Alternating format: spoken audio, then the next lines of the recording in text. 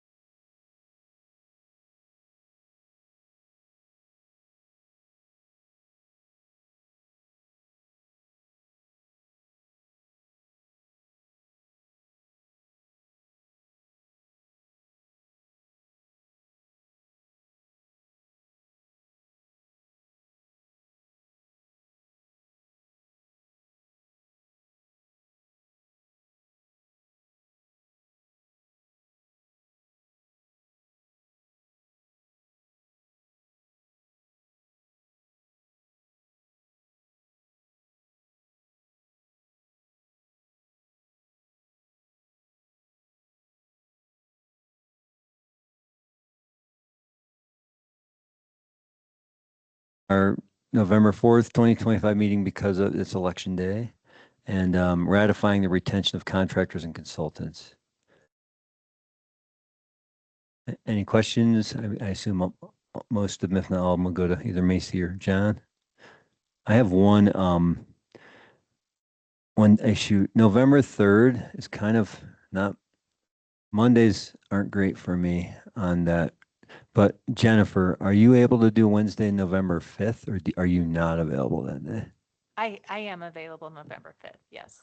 I'd like to, I don't know whether we have to pull this off or what, but I'd like to talk about that. Mondays just don't work Should we for move me. that to an action item? Yeah, I think we should move. Thank you very much. Let's go ahead and move consent agenda item 3.5 to the action item list, please. Then you need a second and a vote. Okay, Second. thanks. Trustee Ty, Yes. Trustee Larson, Yes. Mayor Billy, Yes, Mayor Pro Tem Sterling, Yes. Trustee Maris, Yes. and Trustee Corvalon. Yes. Thank you. thanks, everyone. Appreciate that consideration. With that, we'll go into our, actually, no, We we still won't need go to anywhere have- because we're still here. We have 3.1, 3.2, 3.3, 3.4, and 3.6. I move to approve the consent agenda without item 3.5. Second. Thank you. When you're ready, Macy. Mayor Pro Tem Sterling, Yes. Trustee Larson, Yes. Trustee Maris, Yes. Mayor Billy, Yes. Trustee Ty, Yes. Trustee Corvalon. Yes. Thank you. Thanks. And before we go on, I'll just tell you now, Macy, since it's not a big secret, Tanya had joined us at 6:07 and Tierney had joined us at 6:09. You bet. So we'll go into our one informational item on a quarterly grants update. Mayor and trustees, I've got my quarterly grant update for you, and so I'm going to walk through my staff report. First up, we've got ARPA funds. ARPA is not really technically a grant, but it's the federal, state, and local fiscal recovery fund that was created for COVID. They needed to be allocated by December 31st of last year, and they need to be expended by December 31st, 2026. The way it works is we had to identify several buckets of funding that these dollars could go to. And I've kind of outlined in my staff report where we are. Originally, there was a housing fund that last year we reallocated to a co-responder funding program. We had allocated $120,000 to that program, and we've used $54,000. That was largely because I received a grant earlier this year to cover half of this year's cost for that. So there is still some money available in that fund. Another thing that we have money for in this fund is for broadband permitting through the Mavericks project. That was a grant we received with Gilpin County and with Clear Creek County. Mavericks is working now. They've been working with Britt on that project, and it sounds like they don't actually need that funding. I did contact Clear Creek County to make sure that those funds weren't needed for match, and it sounds like they do not. However, we're confirming that. If they do not need to be used for that match, we could potentially reallocate them for another use. We have $24,000 in that fund for nonprofit support. I think that it's important that we begin thinking about how we might distribute these funds. Some options that I had were, we have our food pantry in town. There's also Teens Inc. and places like that. And we could come up with a process for how we distribute them. Or if you wanted to use them in lieu of other funds, like in the general fund that we have, then that could be an option as well. We had put funds aside for a housing coordinator match for a grant we received with Lions. That has been a difficult program to bring forward. We're still working on it, and I think that we're hoping that we'll have some breakthrough in the very, very near future. If not, though, those funds might be approved for another use. I did want to mention one of the things we talked about in our budget conversation was how we might fund the co-responder program. I believe that there is enough or potentially close to enough money in ARPA to cover another year of that. And so I think by our next budget meeting, we'll have more information for you on what we think is available for that program in ARPA, if you guys choose to do so.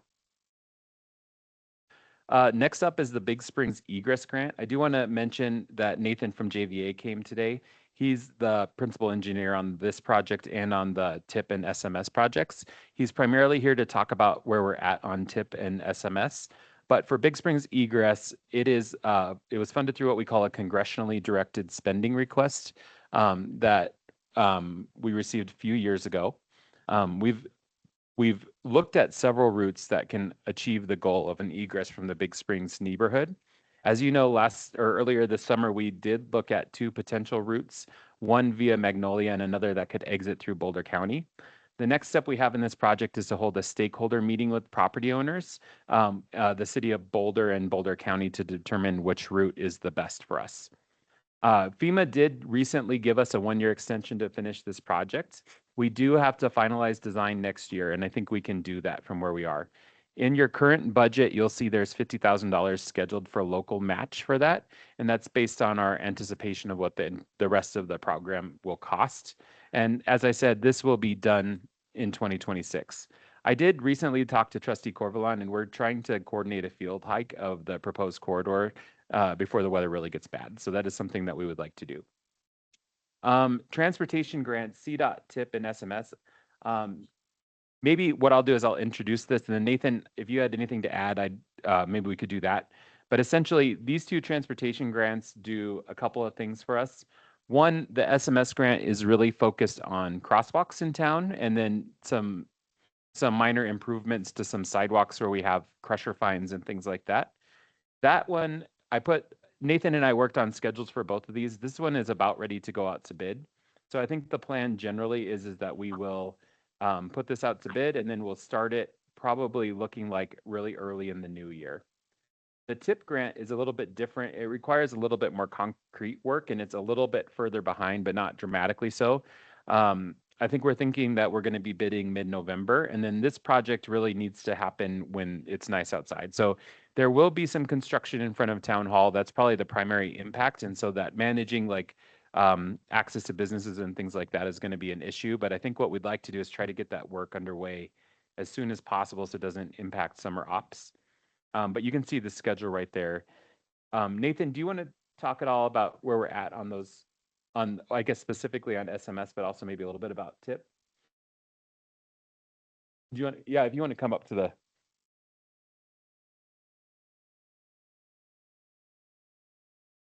Push this. Yeah, it'll turn green. Okay. Hi, Nathan Scalick with JVA, and I just wanted to make sure that I could come up here and provide a little bit more of an update. I know we've had these, at least the SMS and the TIP project on the docket for a long time now, and I think what I would like to do is just kind of reiterate our excitement to get these through to the finish line. We've had a lot of delays over the years that initially kind of started when we started the project with scoping and realizing certain things couldn't be done with the funding available. But over time, what it's resulted in is a lot of rework to a certain extent, not at the cost of the town, but just efforts from JVA and our sub-consultants to essentially repackage and resubmit to CDOT multiple times. And it is an arduous process, and it's taken us longer than we had anticipated. The SMS project is coming to a close. We feel confident that we're going to have that out to bid very, very soon. And then the TIP project will follow right behind it. And as soon as, again, as Jonathan mentioned, as soon as we can get it out to bid, that's really our goal. And we think construction will be slated for the spring of next year at this time, or as weather permits. I think the goal would be to try to get as much work done as possible before the busy summer season comes. And so we are working closely with CDOT and the review agencies involved. And I can just speak to maybe a few of the delays inherent in these types of projects. Obviously, with going through state and federally funded projects that have a variety different sources of funding from different agencies, we have to check quite a few different boxes. And over time, the regulations have changed. CDOT specifications change, environmental requirements change, and so as we have tried to get this project finalized, we've basically been thrown the book, which is pretty typical with CDOT, to make sure we're current with all the specifications, which tend to kind of get updated on a monthly basis. So we're always trying to chase that finish line with them. But it does come, and once it does, construction will typically take place pretty quickly. So I just wanted to reiterate to everyone that, we are actively working on trying to get these two projects in particular out to bid as soon as possible, working closely with CDOT. And if there's any delays or any other updates, I'd be happy to come up here and speak to them as well. So I don't know if there's any questions I can answer, but. You guys want to do questions on that first, just so that while you have Nathan here? I think that'd be great. Any questions for Nathan? Tanya? Oh, sorry, I thought I was on mute. I was choking. I do have one about the meeting with the stakeholders for the Big Springs egress. Is that happening? Is that on the books yet? No, I'm actually working on working to schedule that this week. Well, working this week to schedule that as soon as schedules. Okay, thank you. Wow. You're welcome. Yeah, we'll keep you posted. Nathan, could you really high level just tell them in general what the scope of tips and SMS are, just so we're all. Yeah, that's a good point. I know it's been a while. So the design for these two projects essentially hasn't changed over the last few years, other than just minor tweaks. But essentially, the SMS project, that's a Safer Main Streets project. That's the grant that was received from CDOT, and so it's kind of coined SMS, Safer Main Streets Crosswalk project. It really is a pretty simple project. It's kind of three components in that project, which is improved sidewalk along 2nd Street, on the north side of 2nd Street. So that's going to remove that section of ribbon curb, and there's crusher fine sidewalks between them. I think the town quickly realized that crusher fines between ribbon curbs don't necessarily stay intact. So it's just kind of an erosion and maintenance nightmare. And so that is going to be replaced in kind with just a standard concrete sidewalk. Included with that are 2 locations where beacon lights are going to be placed, the pedestrian crossing beacon lights that are pedestrian activated beacon lights. And there'll be 2 at each of the 2 locations. The first location being the library and crossing to Jackson.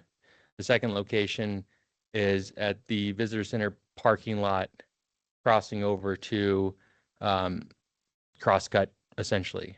We had looked at a variety of options as to where to place those. The latest design had left them at the little visitor center itself, just because of the location, because of the site distance there, and pedestrian traffic. And then obviously we'll improve the crosswalks, which would just be striping. So it's really the beacon lights at 2 locations, fix the sidewalk on 2nd Street, and restripe the crosswalks in the road on Highway 72 and 119. And that's pretty much it for SMS. So once that gets out to bid, we anticipate construction being really quickly, with the exception of the solar powered beacon lights themselves. Installation quick, lead time questionable. Usually it takes a few months, so that would be the biggest holdup on there. But I think everything else will happen pretty quickly. So we're excited to see that one get done quickly. And I don't see a reason why that couldn't be done mostly in the winter if it had to be done. But obviously it'll be advantageous to find warmer weather for the concrete pours. Are there any questions on, I guess, Safer Main Streets? So the TIP project, that's the bigger of the 2, and that basically is the 8-foot wide multimodal sidewalk that will connect the visitor center parking lot and travel down West 1st Street to Jackson on the north side of the road. So that sidewalk being improved, that includes improvements to Jefferson sidewalks and the parking there, as well as parking on Jackson. So that one will improve a couple blocks of Nederland that'll make a big difference. Obviously, from we're not doing work on the RTD park and ride property, but there'll be essentially a close connection from that point for folks to walk to town from that direction. There'll be additional parking on Jackson and along First Street, West First Street, and it basically culminates right at Colorado 119, right against the highway where we'll be connecting. And so, and again, that's generally it for that project as well. It's mostly a sidewalk project, fixing parking, repaving, mostly surface work as well. So that will have, I think, a big impact to the town. The one of the holdups there has been just working through. Right now, we're finalizing the right-of-way acquisition, which we were required to do because the existing, it's hard to see it when you're walking out there, but if you look at the platted lots of where downtown was built, a lot of the buildings aren't necessarily on their lots. Some are, and right now the sidewalk is currently in or on private property, at least for a few of the businesses, especially next to town hall. And so the moment we touch private property, that's when we had to engage our right-of-way managers to essentially prepare temporary construction easements. The town is not taking over any right-of-way or acquiring any additional right-of-way. It's just getting permission to essentially work on their property, since we will be removing the existing sidewalk and relocating it onto town's right-of-way. So that's kind of the final process that we're working through on the TIP project. That's really the last thing that needs to be signed off on before we can get that out to bid. And so again, no more design really on that end, just trying to get those approvals so we can move forward with that construction as well. Any questions on that one or either of the two? Oh, I do. This is Tanya about the TIPS project. Last I heard, we were going to lose some parking spots in the visitor center parking lot because of the sidewalk. Has that been remedied so we're not losing parking spots, or what was the outcome of that? Thanks. Yeah, it's a good question. There are a few parking spots that will be lost. Unfortunately, it's the north side of the parking. All of that is technically on private property right now, and the sidewalks as well. And so those parking bays essentially go away. There'll be a drop-off lane in front of town hall. Obviously, town hall doesn't necessarily prescribe to private property. So we're going to keep the sidewalk where it is, essentially kind of bumping it into the town hall site. But everything else will remove those parking bays, which is unfortunate. But we are adding parking along West First Street and a whole line of parking on Jackson as well, which Jackson currently, I don't think has really any parking other than folks just pulling up to the side of the road. But we've got perpendicular parking planned for that location. That was actually an older design objective that was working with one of Ron Mitchell's developments at the time, but it's regardless of whether or not his development happens there. At the time, he wanted additional parking, and he's willing to allow that side of the right-of-way to be parking. So we've maximized parking there as well. So ultimately, we are gaining parking. It's just not all in the visitor parking lot. It'll be spread between a few additional streets as well. But once they're connected with a large 8-foot multimodal sidewalk, I think folks will be more inclined to park and walk a little bit further, because right now it's just basically walking down the dirt road. So I don't have the parking difference count off the top of my head, but I could certainly follow up if that is a question. We could put a name together for the No. board between us. Sure. I don't personally need it. But if other people do. My other question was, why, I'm just curious, why was 8 foot the number decided? Is that like a standard for that sort of sidewalk? For Correct. like Yep. a 2-lane traffic sort Yeah, of it's a scenario? standard. Okay, yeah, it seems really wide. Okay, great. And appreciate it. Thank you. Yeah, 5 foot is kind of your standard sidewalk. I'd say 4 foot's the minimum before you start dealing with ADA in compliance. But 8 foot is part of what the grant was initially requested for, to improve the multimodal walking or biking capabilities in town, essentially. And so that 8 foot is their standard, or the standard. Regarding the advertisements to bid, are these strong like dates, or are these have the potential to shift? We are really trying to hold these dates as close as we can. And again, it all kind of comes down to our approvals from CDOT. But once it's out of their hands, we can, it is basically, the town is seen as the local agency. So we're not necessarily a CDOT project, but we are still working with CDOT federal and state funding. And so we are beholden to their timelines. But for SMS, we feel pretty confident that we will be able to stick with these timelines. I think at a minimum, we would like to get SMS bid as soon as possible, and certainly awarded before any of the holidays set in. I think my one concern might be with the tip timeline, where we are pushing up a little bit up against Christmas holiday towards the bid deadline. I think that there could be a little flexibility there, but I think we still want to try to keep this thing as close as we can to bidding this fall, awarding this winter, such that 2026 we're talking about breaking ground. But I can't say that these dates are right on the money in terms of they will line up exactly, but I'm hopeful that they're very close at this point. Yeah, because technically SMS goes out to bid next week. Correct. Yeah. Okay. So that'll be us issuing it, and they'll be issued on likely Rocky Mountain BidNet, or whatever the town prefers. Can provide advertisements in the paper, and so everything's digital these days. So once it's uploaded, we can control addendums and questions online.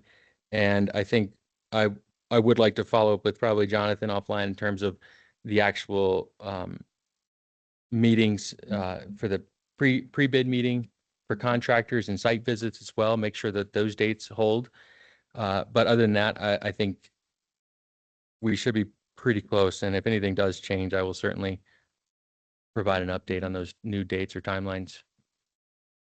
But our goal really at this point is to try to avoid kicking the can any further, because they tend to slide if we don't have dates set. More questions for Nathan? Anything else? Thanks, Nathan. Appreciate it. No, thank you. You bet. Thanks. Thanks, Tanya. Thanks, Nathan. Yeah, thank you. Appreciate it. All right, John, if you wanna. All right. Well, just to continue where we were, sustainability and environmental. The projects we're really tracking were the EV chargers. They are installed. We have a bit of a lemon of a level 3 charger, and we've been working on it. It's just really problematic, and Britt has been dealing with it. I think we're close to having it back up again, but we're looking for funding if we can it may be something we just want to replace that unit. So we are looking for funding options for that. A couple other things happening, just to kind of say, Cass has been doing a lot of work in this space and like looking at a lot of programs and bringing forward applications. You guys know about the circular economy grant that we applied for earlier this year, and the capstone program, which would help us develop a sustainability plan that's tied to the comp plan. Both of those are kind of in not pending status, but they've been applied for. We also had been contemplating a new opportunity for streets. SAB has been looking at, and you have an item on this on the agenda tonight, about applying a product called Permazyme to our streets, which is something that would be useful to us. We have a lot of extra road maintenance because we do not use a binding agent in our streets. And so anytime it rains, we lose a lot of our road base. This Permazyme project or product can last for 10 years. And basically what it could do is help hold together some of our more problematic streets. So in the staff report, or later in this agenda, we asked for a pilot project on a road using this product, which can last for 10 years. Just to say it did go to SAB and they agreed that it could be a good pilot project for us. We had originally thought we could apply for this federal grant, and we could, but it seems like they're going to run out of money and there's some challenges with it right now. So I did identify if we do the pilot project and we're happy with it, we could potentially use the Energy and Mineral Impact Assistance Fund from DOLA if there's funding there for a program like this. And I think what ultimately we have is about 13 miles of road that could work, or we could also just look at our steepest roads where we have the biggest problems. So I just wanted to kind of tag that. We thought we could get that one across the finish line. I just think it's not quite the right opportunity for us at this point. That's pretty much where we're at in the grant landscape. I did note that as we kind of finish developing our 2026-2027 strategic plan, we can keep aligning future grant opportunities and match strategies with our goals. And that'll make sure that we're keeping these grants really tied to the work that we're doing. We are entering a kind of a interesting period of grant funding. I think there's going to be some challenges in that in 2026. And so one of the things we'll want to do is just be really aware of opportunities as they come and be bringing those to you, especially when we find they do align. And I think that's something that we should always be doing. So that's kind of what our current working plan is for staff. There's a couple other future grant opportunities here that are not on here. One is wildfire work. We have some partners in the county that potentially could bring grants forward. And so that's something that we talked about pretty extensively in our strategic plan. And so I think it just matters, what really matters is when that comes forward and we understand what's required, we bring that back to you for consideration. As far as next steps for where we're at on grants right now, I've got a couple of things that we're working on right now. First is the Big Spring stakeholder meeting so that we can get that program finalized. One of our really big goals right now that Nathan and I have been talking about is getting tips and SMS off our books. We want those projects completed. I am still working with Clear Creek County on the broadband set-aside process or status. I'd like us to, on the 21st, discuss the nonprofit allocation, at least to get started on that, and potential co-responder funding if it can come from that fund from ARPA. We have the MJHA meeting coming up on October 28th. That's one I didn't mention as we were talking about housing, but we had a grant that we received, or that Gilpin County received, that we're participating in to create a multi-jurisdictional housing authority. There is going to be a community meeting for that program to kind of talk about the potential setup for such an agency on October 28th from 5:30 to 6:30 p.m. in this room. That is going to be just kind of talking about the plan of the consultant and where we might go moving forward. I think that really the next big step on MJHA is a funding strategy. You said October 28th? Yes, sir. Thanks. The circular economy and capstone program applications are outstanding, so we'll just keep tracking those and bring them back to the board if we know what happens. And then one other thing, I guess, I'm sorry, we jumped and I totally missed parks. We did talk about the Chipeta Park Playground at our strategic planning meeting and the importance of working on that, as well as rink improvements as priorities for 2026 grant applications. ProSab's been talking about the rink for the last couple of meetings here. So one of the things we'll need to do is begin working on defining project scopes for those, identifying funding partners, and preparing applications. One of the questions will be if we do planning grants or if we're going to try to get to like a shovel-ready design that we're getting dollars for, but we'll bring more information forward on those as we kind of move forward into the next year. So that's kind of where we're at in terms of the landscape of overall grants for the town. I think it's always helpful if there's grants that you see that you think we should be applying for, that please bring them to our attention. There's always congressionally directed spending requests, which again kind of goes into that federal grant landscape that we'll kind of have to monitor and see how that goes. But these are overall the programs that we're involved in right now and kind of the things that we're thinking about for moving forward. Thanks, John. Questions for John?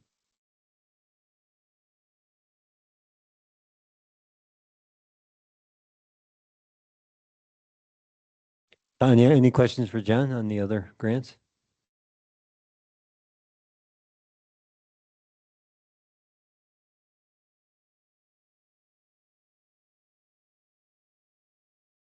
Oh, sorry. Yeah, no, thanks for asking. No, thank you.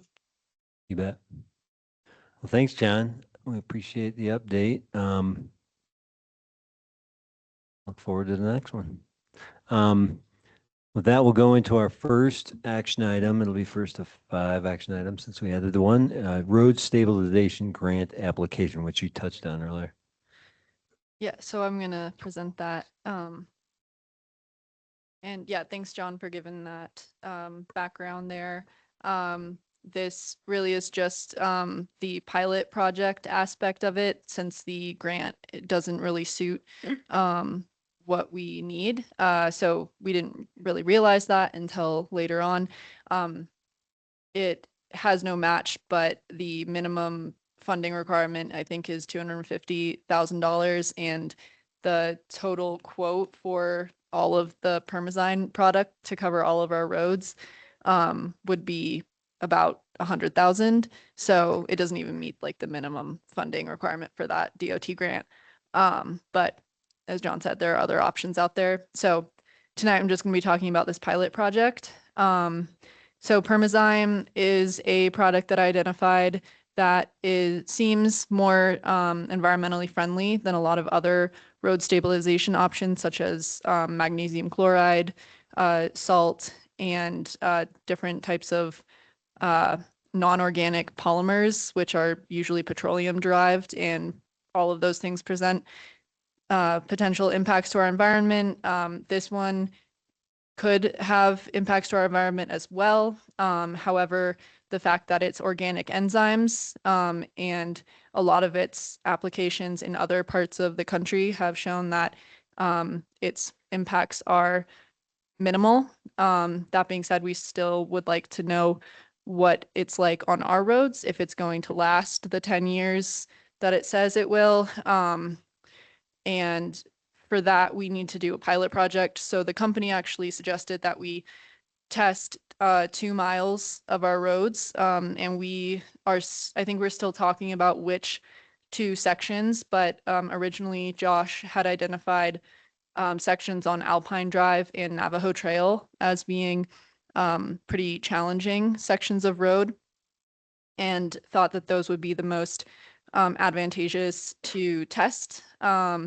And we also talked with the Sustainability Advisory Board, and the biggest concern that they brought up for this product was the pH level, because it is acidic. And so how is that going to impact water runoff and pH levels in Barker Reservoir and such like that? It is quite diluted when it is applied. It's mixed in with the water truck, and so that is a positive. We didn't get the exact dilution levels, but we thought that if we did a kind of pH test before and after using the product, then that would give us a good idea if it's leaching and changing the pH levels of the soil in the area. There are also other concerns just with if it doesn't actually prevent erosion, then, you know, how much of the road base is going to be running off, and how is that product going to impact the vegetation.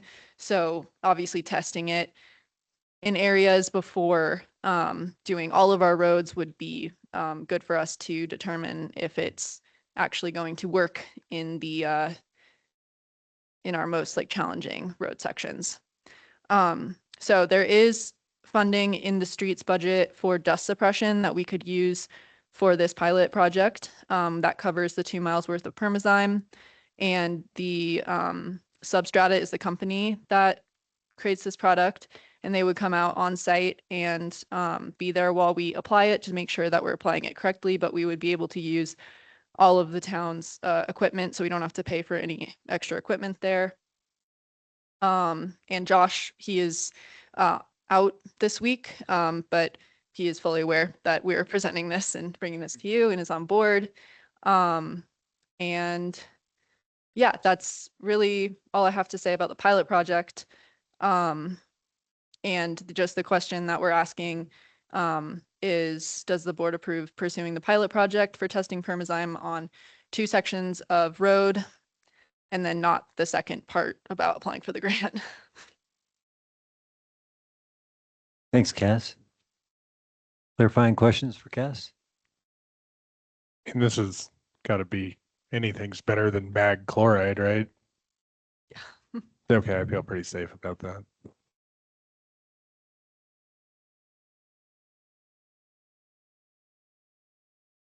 Yeah, I have a question. go for it. Has this been used anywhere else in this mountain area? Other towns using it? So I heard from our contact that Alamosa County is doing a test application next week, the same time that we're considering doing the test application. As far as other Colorado areas, I don't believe it has been applied, but they have done tests in Apple Valley, Utah, in Summit County, Utah, which is where Park City is. So I'd say that's like pretty similar climate to us. And then a number of other case studies as well.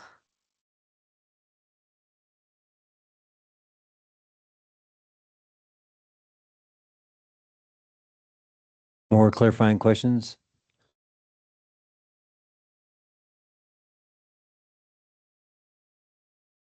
Okay, that will go to just a reminder to the public before we go to public comment. Does the board approve pursuing the pilot project for testing permazyme time on 2 sections of road? Applying, well, that's all. But that will go to public comment. Any folks in the audience have a comment on this action item? Folks online, any comments on this?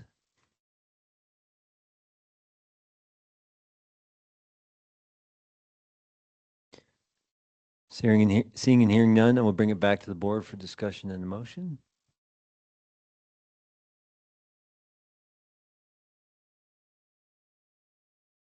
Hi, Cass. I think one of the things that was identified is that the steep slopes in like Alpine Drive, like are those really the best test sites considering the grade?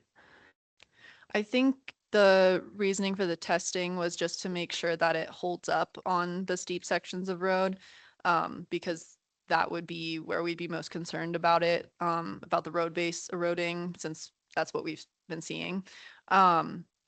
I think that Substrata recommended that we test it in multiple, like in different areas that exhibit different like soil types, or just basically, you know, our town is pretty small, so we don't have a huge diversity in road base. But they suggested like using it in areas that we were maybe a bit more skeptical of.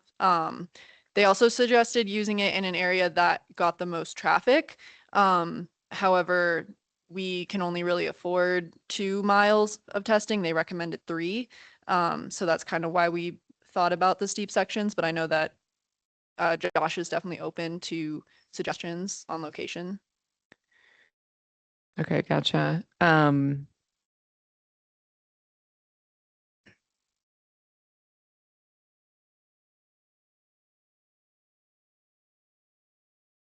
Anybody has any other questions or? Other questions for Cass?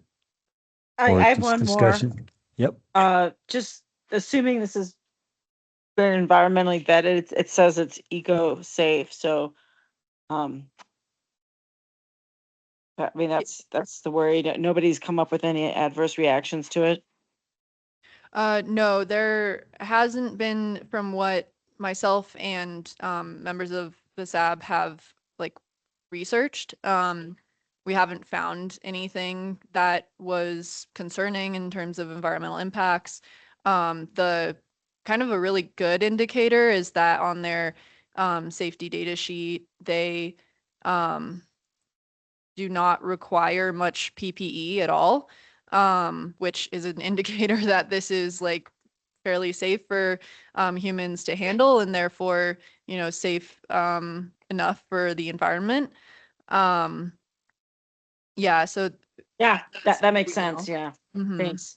Yeah.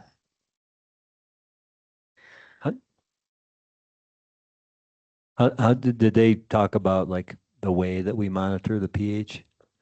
SAB didn't and Substrata have not provided that. I was going to come up with some kind of experiment. Basically, it would have been great to monitor pH levels over the course of the year, over multiple years if possible, but at least over the course of the year after rainfall, especially just to figure out what the typical pH levels of the soil would be.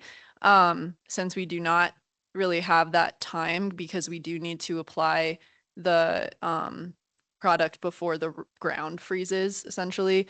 I was going to try and do it as soon as possible after this vote. Yeah, I think this ad was just kind of hoping that I would come up with a monitoring plan for that. I mean, is there like is there a method that you know I of? mean, you can just use like a pH Okay, strip. so real- It's pretty, yeah, Okay. pretty simple. I mean, one of the concerns that I share with SAB is that some of the ingredients aren't actually listed. Mhm. It's proprietary. Well, we know that there's organic enzymes in there, right? As primary agents, but we don't know the rest of that ingredient list, which is kind of a concern. Did we write to them, ask them to, disclose that? We have not. I could always ask. I really don't think they'll disclose that. I know that SAB definitely expressed that as one of their concerns, but overall thought it was worth testing. Yeah, I mean, even if we were to ask to sign an NDA or something along those Mhm. lines, I mean, just to take it as a blanket Mhm. statement, and not knowing what's in that ingredient list is a little concerning. Okay. Yeah, I mean, I could definitely ask our contact and mention the NDA and such. I'm not sure how that would work with disclosing what's in it to you all because of the public aspect of these meetings. But I think it's worth exploring that option. Is there any way to talk to Alamosa County, Summit County, Apple Valley, and get a sense of like how far are they? I mean, Alamosa County is doing it now, so they're. Yeah. What about Summit and Apple I Valley? could definitely reach out to them and see if they've done any sort of testing or if they have any concerns with what they've experienced. I know Park City's pretty careful about things, Mhm. looks at things from a environmental point of view, but the county, I think, I used to live there. That's where I moved here from. And the Okay. county does, I think, fairly well, but I'd like to know what they're seeing. Yeah, I can definitely get in touch with them.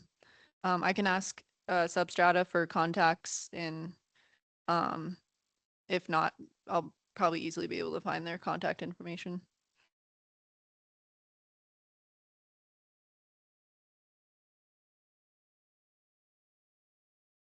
What else are folks thinking?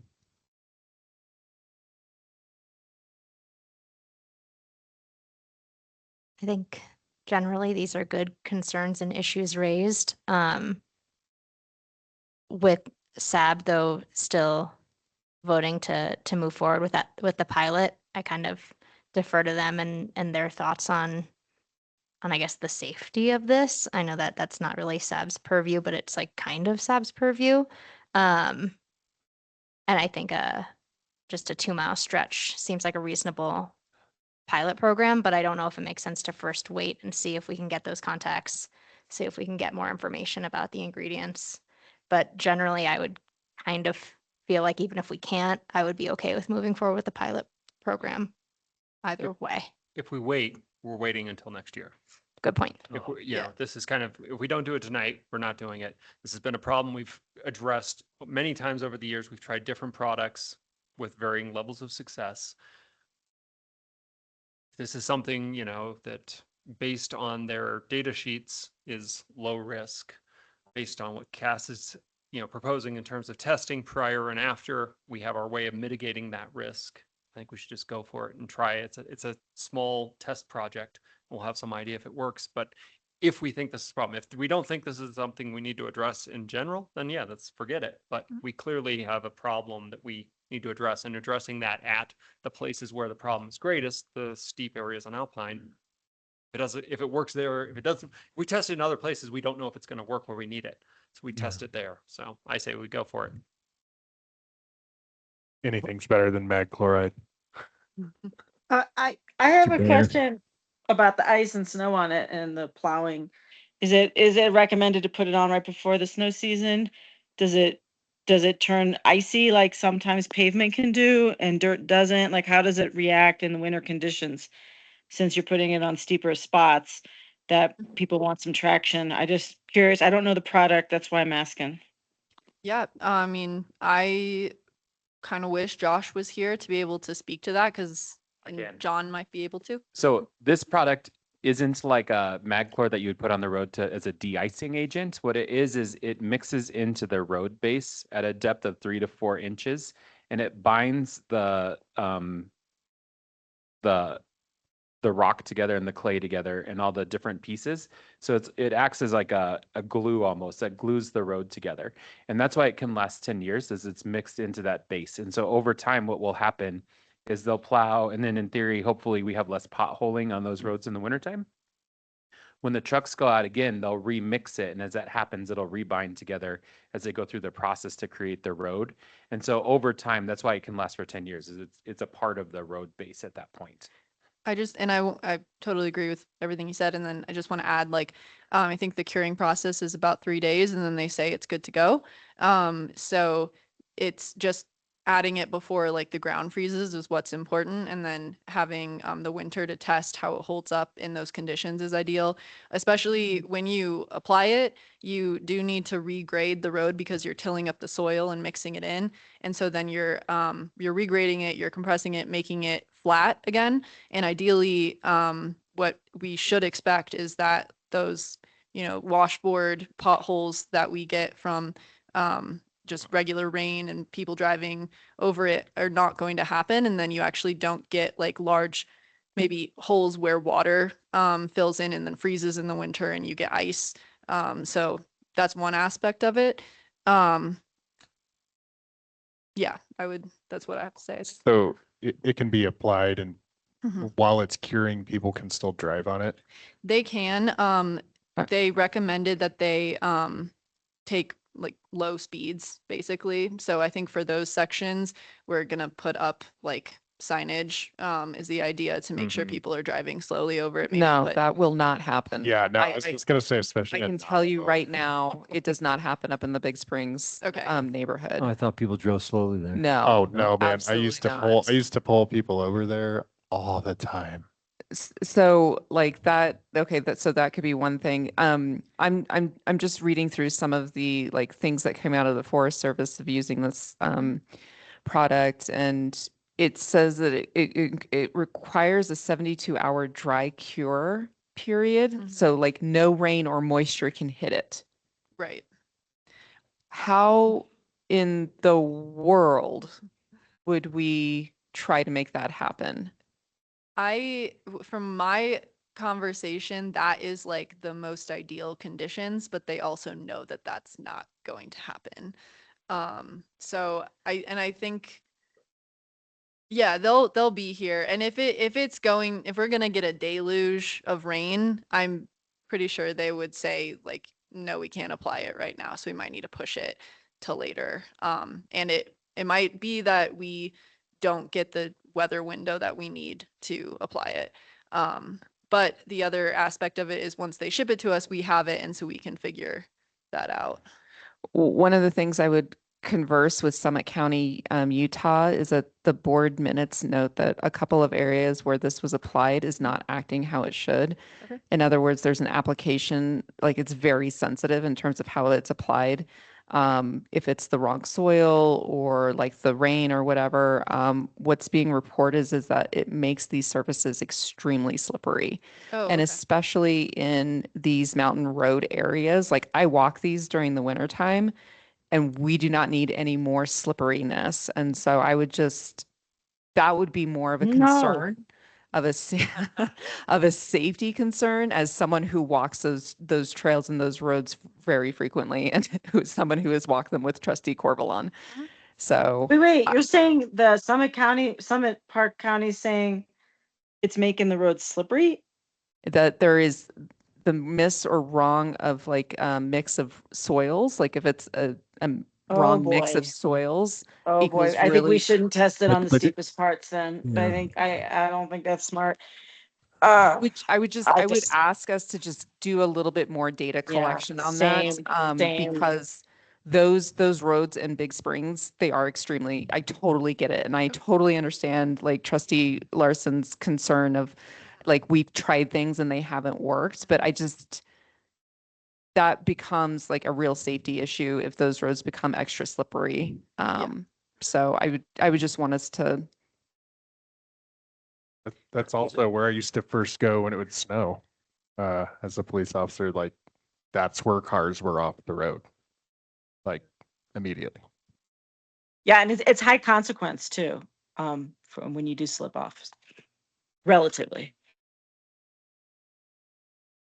I mean, one thing I'd say, and these are all really good points. Summit County is a big place with a much greater variation in soil types. Having lived there, it's got all, much bigger place, much different climates inside the county. But so I guess the big thing for us is to, if we can look into what they're doing there or, Apple Valley and almost try to talk about, apples to apples, I mean, Navajo is south facing, right? And Alpine's kind of northerly-ish facing, but how that would affect. Cass, where did you take your soil samples? So we did 4 soil samples from around Nederland. We did one that was on Ponderosa Drive up in Big Springs. One on Lakeview Drive on the way to Chipeta. One in Old Town, I believe. Tilden Street, and then one on Navajo Trail. so Ponderosa is not where it'll be applied in Alpine. No, and I mean, I will say that I didn't know where Josh was wanting to apply. I I think see. he was out Okay. of office. He was getting married, and I was just trying. That's a good I was reason. trying to That's a go good excuse. get these soil samples as quick as possible.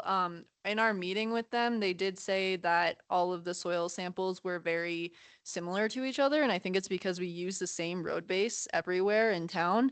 And they said that Okay. it had basically minerals in it that were advantageous to their product. And at least in terms of binding the clay together, it sounded like they thought it was going to work well. And that was part of the reason for collecting soil samples. I don't know if that has any indication, if there's any indication with their testing of how slippery it would make the soil. So that is something I can definitely ask them about, and then also talk to Summit County about as well. Yeah, Summit County, that's more of the customer experience. Yeah, exactly. So I hear you. So Definitely, Chris, yeah, that before the season makes a lot of sense. I'm just curious what we're Yeah, hearing if there's about the project. questions and we just say, all right, go research it more and we maybe try it in the spring. yeah, it's not that it's a no, it's that Mhm. I don't feel comfortable. I don't have enough information, and I'd just like us to knock down a few more data points before we do this. Yeah, I think a problem is just that we won't know if it makes the steepest parts of our roads slippery unless we apply test it. it, and we don't, if we test it there, then it's there, right? And it might be harder to remove it. So I Right. understand that concern. Yeah, and again, like as y- the cars do not slow down. It says a 15 mph is up there, and they do not slow down. And so this issue of people walking already, it is a concern Yeah. of people also driving fast in those areas. And that just worries me quite a bit. Yeah. So Yeah, it seems like a 3-day block of dry weather is possible this time of year. I mean, this is kind of a good time of year that might more apt to get it. But speeding is Yeah, they also they possible. said ideally you close the road. I don't know if that's possible. Can't really No, close you either. can't. So I think the measures that we can take to make people slow down, putting cones out, whatever we can do, is maybe the way to go there. But I will definitely defer to Josh on that because I do not know much about traffic mitigation measures. Set up a slalom course with cones and then There you next becomes flat. There you go. Sounds like we've come to the decision. We need more research, more Yeah. information, and we table this item until the spring. Yeah, a lot of good points made, and yeah, we need more research, and I don't know, like, is this something where your bandwidth is giving us coming back to us soon with research possible, or do you really need to look at more, not happening this fall? In terms of research, I think I know what you're asking for is Well, reaching out. like, Yeah. are you researching it to shoot for an application this fall, or are we really realizing we're not going to do it this year? With the weather, in my opinion, I don't think it would work if we waited after, I think next week was when we were planning on it. Also based on what I heard from the representative, he was saying that like this is already pretty late in the year. Okay. So we probably have to wait till spring. That doesn't mean it's off the table. Like we could still do it in the spring. Right. And then just not to belabor this, but spring is also often one of our wettest, at least the last few years, it's been Yeah. pretty wet time of year. So I'm wondering if summer application is a better time. I mean, they start Yeah. grading through the summer anyway, so. For a weather window in like late spring to summer, Yeah. probably. And when he's Would be the grading, next so he doesn't time. have to grade it twice. Yeah. Yeah, I mean, even over the course of the next 2 weeks, we've got rain. Oh, yeah. So yeah, I mean, it shifts so quickly. It's hard to tell when we would be able to get something in, even over the next couple weeks. And there's forecast for speeding as well, so it's not looking good. Yeah. All right. Well, do you have what you need? Yes, I don't think we need to take a vote, do we? Even though it's an action item. Okay. Just out of curiosity, what was the minimum miles per hour that they were requesting that people drive over it? Or like, yeah, or the maximum? Yeah, that's probably the better question. I don't know that I wrote that down. But my guess is is probably 25 miles per hour or less. Really? I mean, that's what it's supposed to be 15, but Right. again, I can tell you for a fact that it's not that. Yeah, and I know closing the roads is not an option, so Okay. Yeah. All right, thank you. yeah, thank you all. Yeah, thank you very much. Appreciate great presentation. Thanks for giving us all this info and taking all this into consideration. Thanks everyone for bringing up a lot of good points. With that, we'll move on to our second action item or lack of action item. The resolution to join Colorado Retirement Association. Mayor and trustees, the town of Nederland offers retirement benefits to all employees. Currently, we offer 4%, a 4% match of 100%, well, 100% of 4% match, essentially. We use Mission Square for our retirement company. It's been that way since, I think, time immemorial. And it's really never had a change, and it really has never had a reason to change. Mike Whalen from Colorado Retirement Association is here tonight. Colorado Retirement Association is a different kind of retirement company, essentially. And what they do is work with municipalities to provide good benefits to town employees in terms of retirement, essentially. There's a couple really cool things about their program. One, they work with municipalities all over Colorado, and they're very familiar with the rules and regulations that govern us. They also have, they work through Empower Retirement on their back end. So there's a really good back end computer system. And oftentimes I think they get better rates for folks on their plans than other plans are able to offer. And then I think also they provide a higher level of customer service to people who are on their plans, which is a really great benefit that our employees are not currently getting. I asked Mike to join us tonight. What we're asking for tonight is a resolution that would join the Colorado Retirement Association. We're not quite taking the step to change our plan yet. We would like to do that. I think that's kind of the idea here. But we need to join the association first, and we can continue working on that and then bring something forward to you about what we might be anticipating in the future. Mike, do you want to kind of walk them through what you've got there? And then if you guys have questions for us, we can happily answer. Good evening. Evening, Thank you Mike. for letting me in.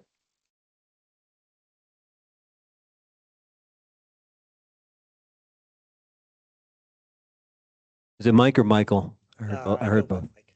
What's that? Mike. No, is his mic on? Oh, I thought someone said Michael. I was like, oh crap. The green light's on. Does that work? Yeah, you really almost have to eat this little ball, but it's got to be near you. If you hear How an about echo, now? then it's loud enough. Does that work? Remind me on that one.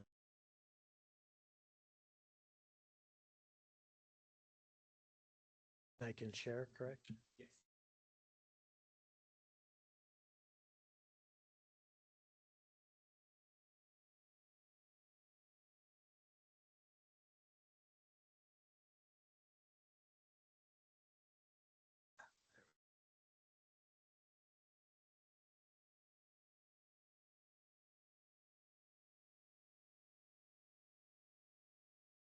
No, that's not working.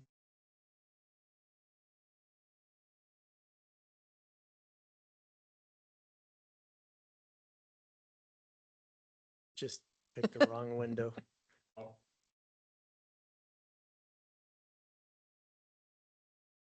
Not a Teams guy, sorry. Yeah, no worries. Okay, I'll try to move relatively quickly. Not everyone finds this as exciting as I do. Colorado Retirement Association is a really unique organization. We're established by state statute. We convened in 1968 for the express purpose of a retirement association for local governments within the state of Colorado. We only work with counties, municipalities, and special districts.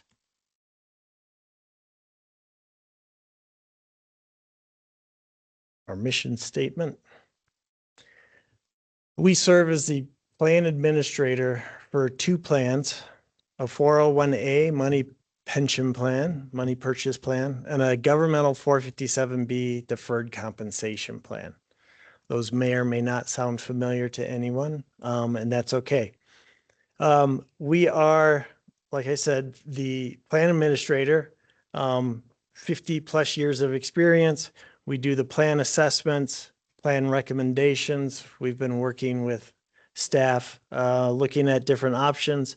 Plan administration is where we spend most of our time, making the plans operate, keeping them within compliance, transferring all the money. And then the last one on the far right, employee education is probably our big differentiator to most providers.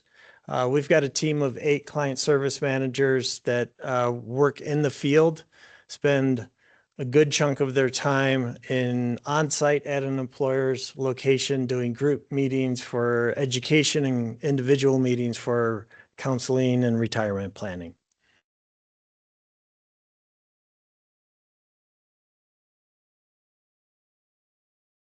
Right, I like this one. Just, it's a nice overview of what the objective is for a retirement benefit for your employees.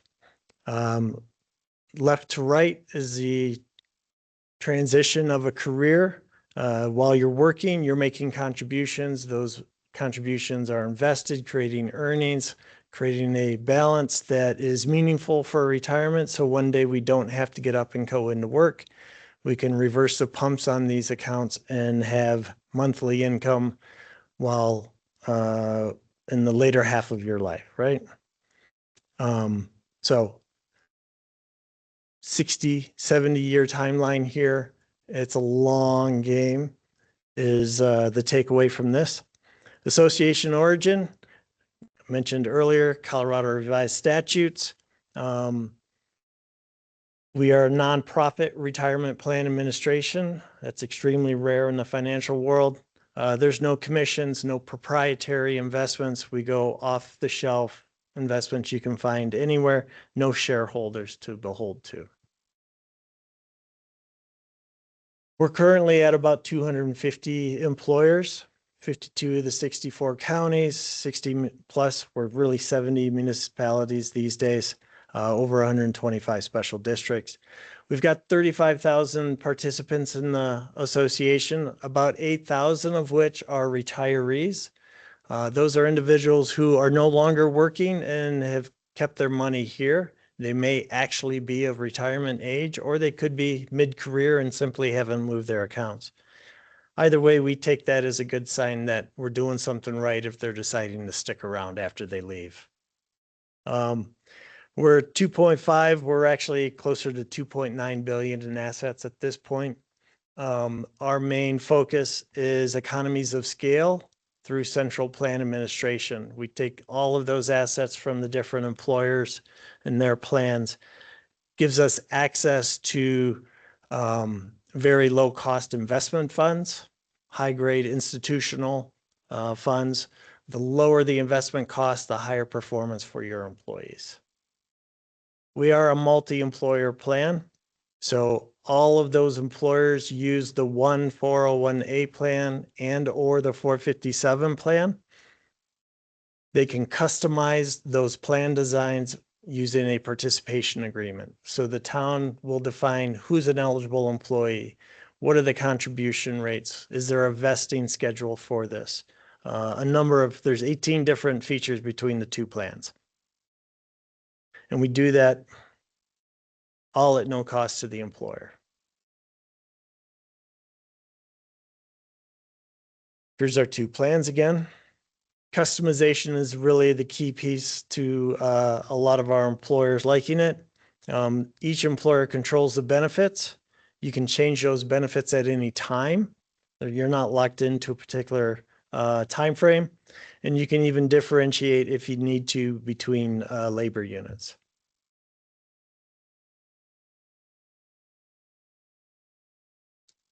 Quick summary of the two different plans and some of the IRS limits that come into play. I believe you're currently providing a 457B plan. So some of these numbers may look familiar.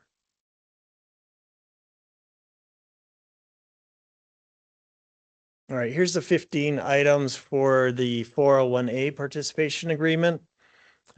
We've done some preliminary discussions on potential plan designs, but these are the 15 available. I won't go through all of them unless you have any questions on any particular one. Doesn't sound like it. 457 is an optional plan. Usually it's where your employers can do additional savings for retirement beyond the mandatory contributions in the 401A plan.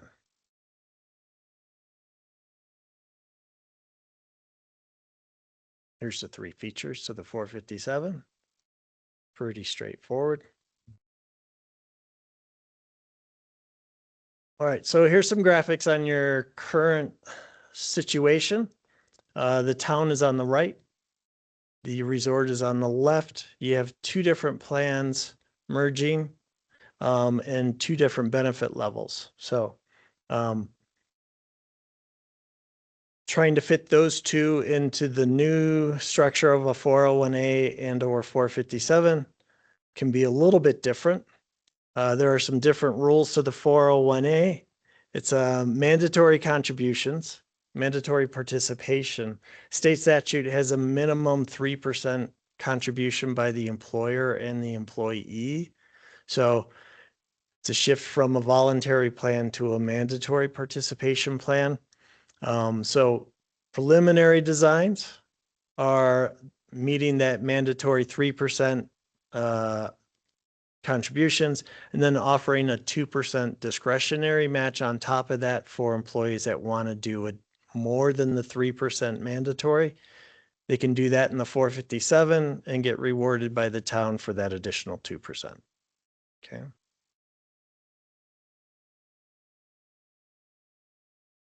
The good news is we do most of the work on the plan administration and benefit management. CRA is the primary fiduciary on the plan administration, plan documentation, the investment analysis, due diligence. Our board of directors are the investment committee. We contract with Empower, as John said, for the record keeping services. They're number 1 or 2 in record keeping, depending on who you talk to, and strong record keeping system.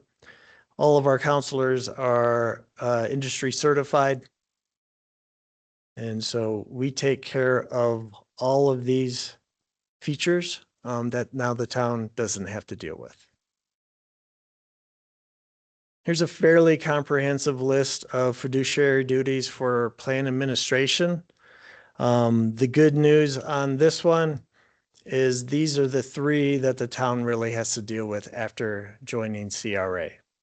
You have to know who your eligible employees are, what their eligible compensation is, and make those contributions in a timely manner. So all those things you do currently, we take care of everything else.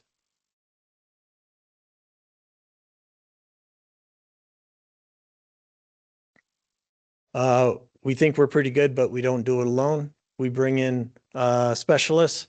We have a registered investment advisor that reviews our investment lineup on a regular basis. Innovest Portfolio Solutions are based in Denver.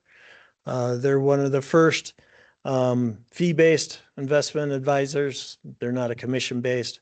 Galliard Capital Management runs the Stable Value Fund. They're the largest stable value manager in the country. Record Keeper, Empower Retirement Services. Legal consultants. We do an annual plan audit.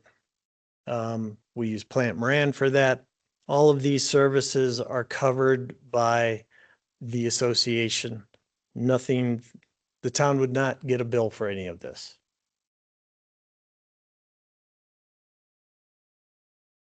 Our board of directors are made up of CRA participants from across the state. There's a blend of county level representation, municipal representation, and special districts. From elected officials down to regular workers. So 7 people really guide this association. Participation agreement, we do planning, consulting. The big one is you maintain local control of your benefits. As your needs change, you can change the plan design. So budget gets tighter, budget gets bigger, you're able to change that. Plan service center is where the employer really operates the investments or manages the plan. Employee records, they make contributions through there, they run reports, all of that. Fairly intuitive website. We provide a lot of training to that.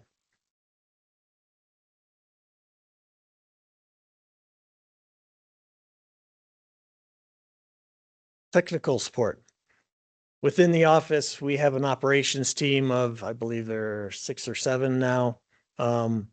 They help the plan stay in compliance. They look at distributions when employer has any issues with contributions or anything in the system. When errors happen, they help correct them. Here's our investment fund lineup. I don't know how much detail we want to go into that. There's 3 basic tiers. Target date portfolios are the default investment on the plan. These are custom target date portfolios that use the bulk of tier 2, which is our core fund lineup. So remember, we're using that 2.9 billion in assets to talk to these fund managers to get the lowest cost possible. So these are all institutional class funds, very low cost. The target dates use those. We blend in a few alternative investments in the upper right that are only available in the target date portfolios. 60% of our folks use those. The rest of them are in the core investments. We have a small, less than 2 to 3% each of participants that use a brokerage window, a self-directed brokerage through Charles Schwab in their accounts, or a managed account available through our record keeper, Empower. Here's a fun performance sheet that's generated monthly. I can go through it if you like, or I can keep moving. Feel free to move on. Okay. Sorry, most people want to dig into that. Eye test here. This one is We are still awake. You good. Example of our quarterly fund review from Innovest, our investment advisor. We're simply ranking our target date portfolio performance over different time periods here. All right, so how do we do all that? It is a participant funded plan. There is a $28 per year minimum, so that's $2.33 a month. And that would apply to the first 11,200 of the account balance. Beyond that, it shifts over to 0.25% on the combined account balances. That 0.25% applies to the first 400,000. After that, there's a fee cap, so there's no additional fees beyond 400,000 account balance. So we run everything off of that.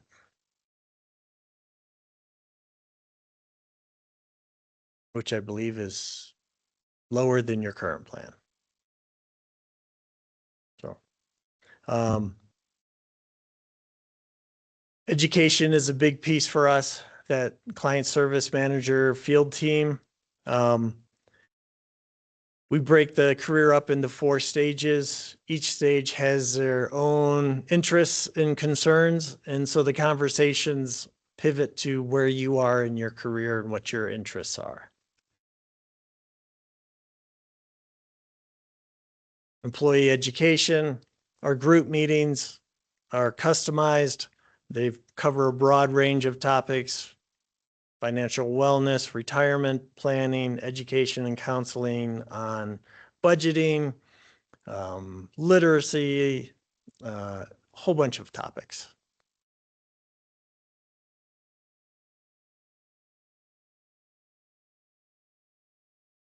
One good thing about a global pandemic, we learned how to diversify on how we deliver that education. In person is always our preference. People like to talk to someone across the table about their accounts, but we can do it remotely as well, through webinars and group meetings online.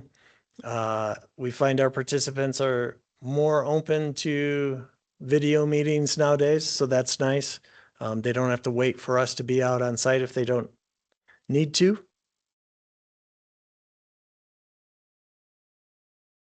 Retirees are welcome to stay in the plan.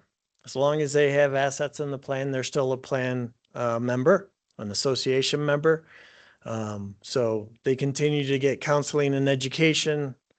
They know where we are and they reach out to us with any number of questions.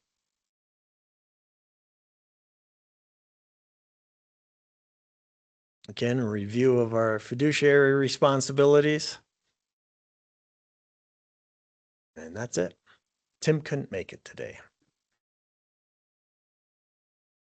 Any questions? Thanks, Mike. Any questions for Mike?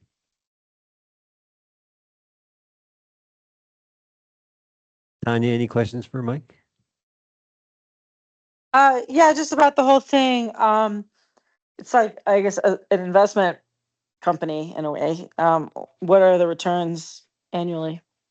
So it'll vary by the investment, right? In a defined contribution plan, we create the investment menu, and then each individual employee selects their investments within their accounts. So it's the investment lineup will run most recently anywhere from 3.5% up to the high teens right now, but that is market dependent. So short answers are going to be all over the place. Plan wide rate of return is about 7%. But that is an accumulative average of those 30,000+ investors. So some of them are brand new workers with no experience and no money in their accounts, and others are 85 years old, retired, and don't want any market risk. So it's really all over the place. Does that answer the question? Yeah, no, it does. My other question was, as far as this partnership goes, employees are able to choose if they want to participate, or is it a mandatory deduction? Depends on the plan. The 401A does have mandatory participation. So however the town would define eligible employees, anyone that meets that eligibility has to participate. That's a state statute. No, Gotcha. that's a plan role. Oh, okay. Okay. Yep. I misunderstood. The that. 401A plan. And they don't have the choice to just stay in a 401k then, or the other one that's not mandatory. Yeah, the 401K will not be an option. Towns Oh, can't do a 401K unless they had one established in 87, I believe is the date. okay. Mike, So I guess that my next question would be more for John, just asking what staff is reporting back about how they feel about it. But I thank you for your presentation. You're welcome. that's one of the questions we have for the plan. The 401A, isn't there a statute defined contribution? Isn't that the 3% or? If you're in the 401, it is a minimum 3% contribution. Okay, Which is state. that's state defined. That's what or I statute heard you say. defined. Yeah. Yeah. So I think the thing is this is a question, Tanya, that you raised. It's a very good one, how people will feel about that contribution. I think ultimately what we'd like to do is we'd like to have everybody invest, but we understand that that doesn't work for everyone.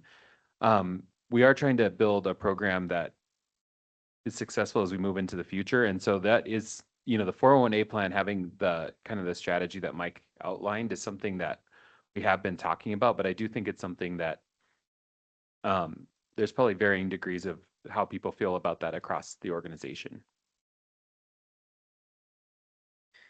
And that you can also section off particular groups of employees. To a degree. So the best example is public safety will often have a slightly different plan design due to their higher risk and shorter careers. So you could have different contribution levels. You might have a different vesting schedule.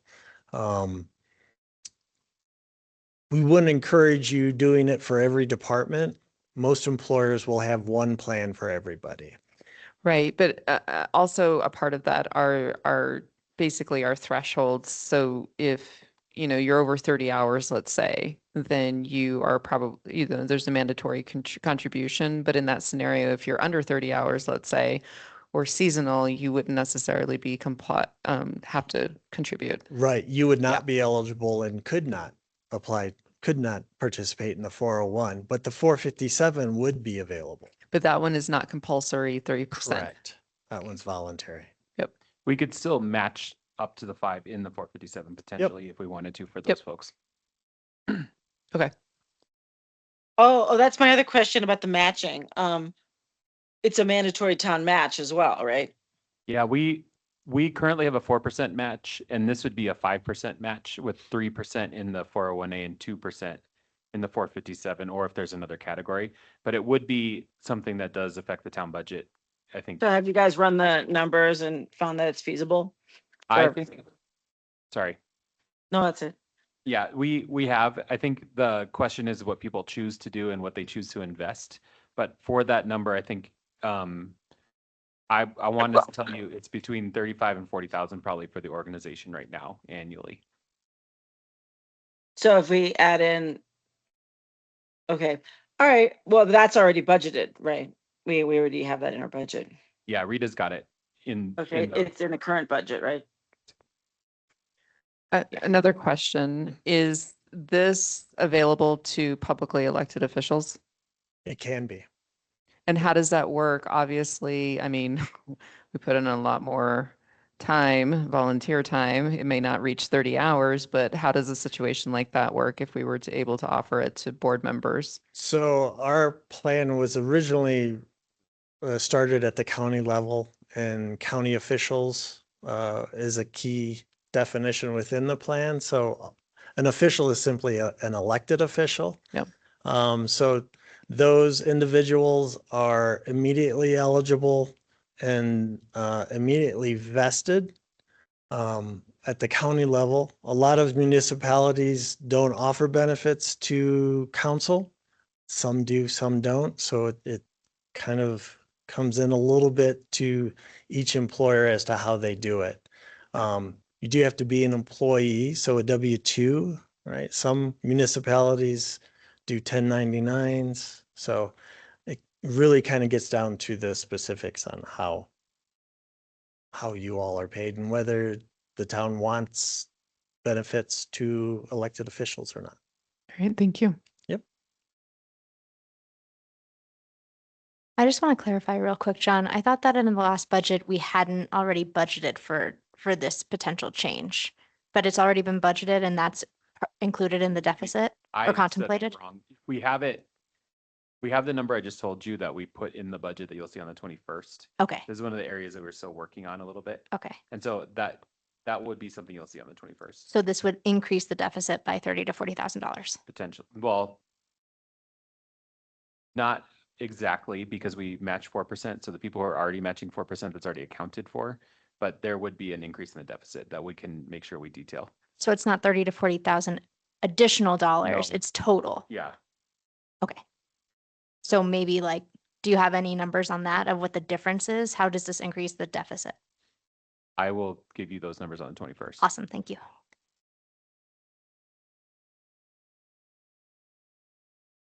More questions for Mike or John? Hearing none, we'll go to the public. Any comments from the public on this retirement plan option we're looking at for the town employees? The CRA? No one in the room. Folks online, any comment on this action item?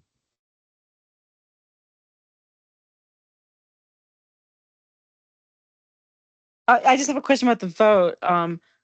If we vote yes, that means that this is happening, or is this coming back for another discussion after we get the budget numbers? This is an action item presently. So it would be regardless.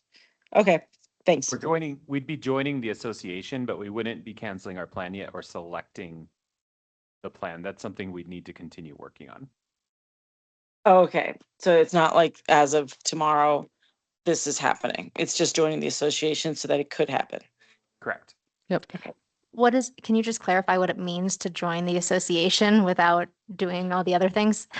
It's a statute requirement, first and foremost. You're in the association, and then what that really allows us to do is design the plan and set a plan up. And that usually happens within, 1 to 6 months, but there's a lot of variability there. Perfect, thank you. Yep.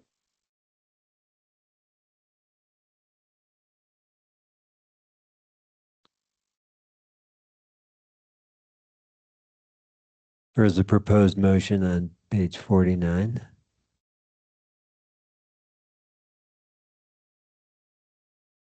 I guess in terms of our decisions of, how we're thinking about this, I mean, if we're joining the association, I see sort of relatively low risk with it.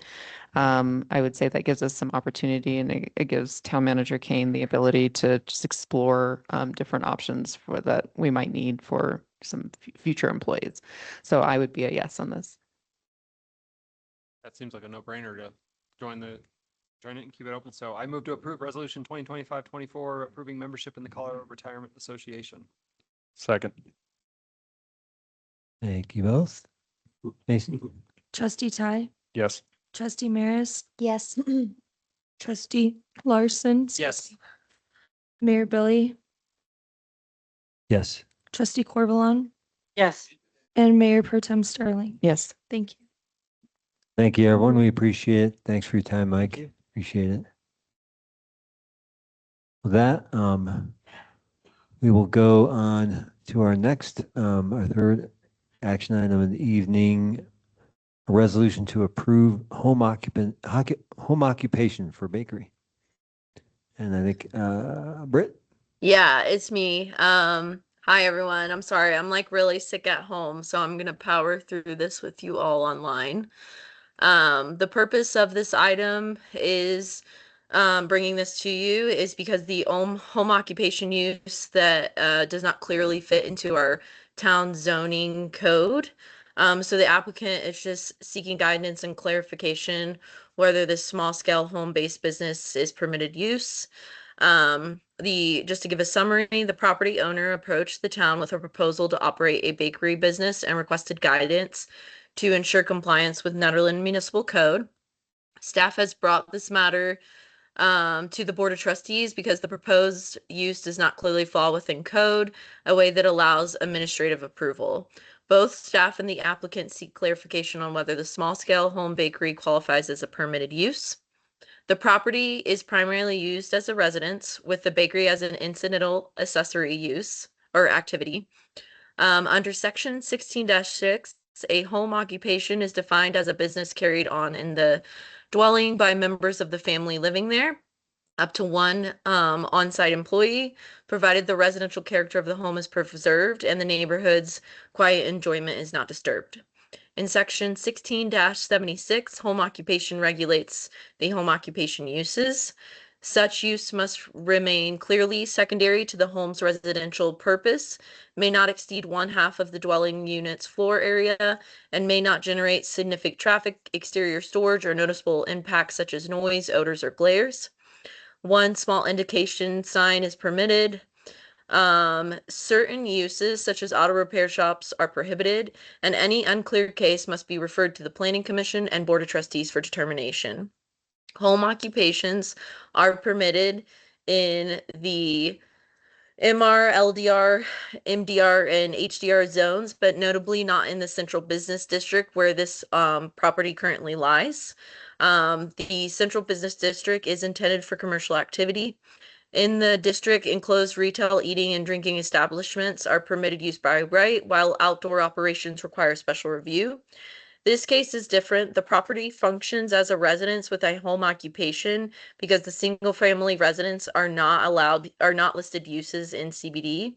So this situation creates ambiguity and prevents administrative approval. The home occupation provisions were designated for residential districts, not the CBD. A reasonable interpretation, however, is that the home occupations are allowed in residential zones.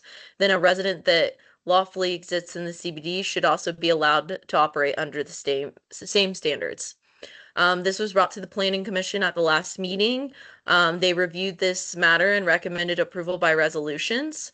So now the Board of Trustees is now being asked to consider the recommendation from the PC, and staff also recommends approval of the resolution. Just a quick little kind of what this is. It is a small home-based bakery stand under the Colorado Cottage Food Act. The primary goals are to provide fresh home goods to the local community and to operate in a way that maintains the residential character of the property. This is a simple operation run solely by Brittany with light foot traffic, limited hours. Operating days and hours are still to be finalized. The applicant is here tonight if you have questions for her as well. The anticipated business activity is customers will stop briefly to either pick up pre-ordered items or small quantities that will be available at a stand. And there's a picture of that in this staff report. But this is not intended to function as a traditional retail store. So expecting minimum traffic, the stand is only going to be operated by Brittany. And let's see here. Yeah, so that's pretty much it. I kind of outlined kind of what the issue is there. And so now we're bringing it for you tonight. Let me know if you have any questions for staff or the applicant as well. Thanks, Brett. We appreciate it. And Brittany, I don't know, would you like to come up and say anything or? You have, okay, if you don't mind, in case folks do, just come to that mic. Make sure the little green LED light's on at the base there. Hello, I'm Brittany. If anybody has any questions, I'd love to answer them. Thanks for being here. Yeah. Any questions for Brittany or Brittany?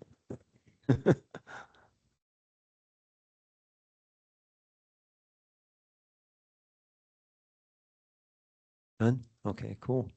What do you make? Sourdough bread, cookies, bagels, cinnamon rolls. Awesome. Great. Tanya, any questions before we go to public comment? Not for Brittany, but I had a question about the resolution. Okay, well, is it a clarifying question? Because if so, that's more of a John or Brett question. Yeah. Probably it could go after public comment.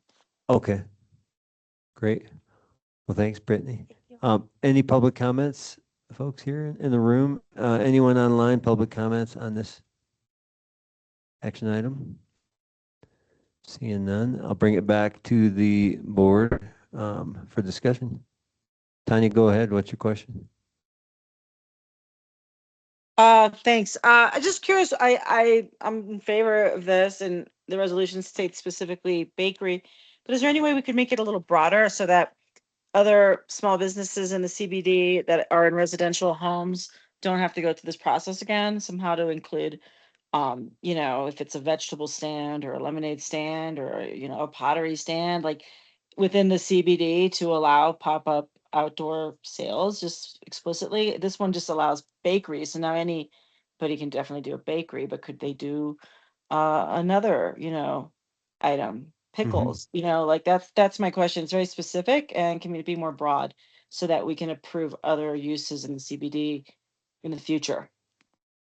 Jennifer? So, and I can answer the question, or actually looks like Britt was going to. Do you want to? Britt? Oh, yeah, I was just gonna give the feedback. The planning commission gave us the feedback to, we wanted to go ahead and put this resolution forward so Brittany can start operating her business before the weather turns, and it may not be something she wants to do in the winter. But they want us to look at they want us to look at chapter 16 code, I believe it was, and Jennifer, correct me if I'm wrong, because I'm definitely a little out of it. But to look at this so that we can look into allowing this use in the CBD zone.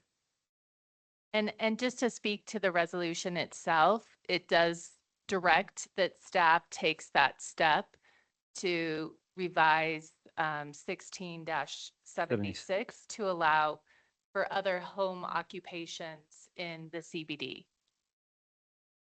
Okay, so it'll come back to us in the near future.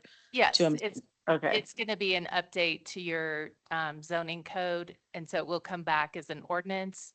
The reason for this resolution is just to be Got more it. efficient and speed up the process.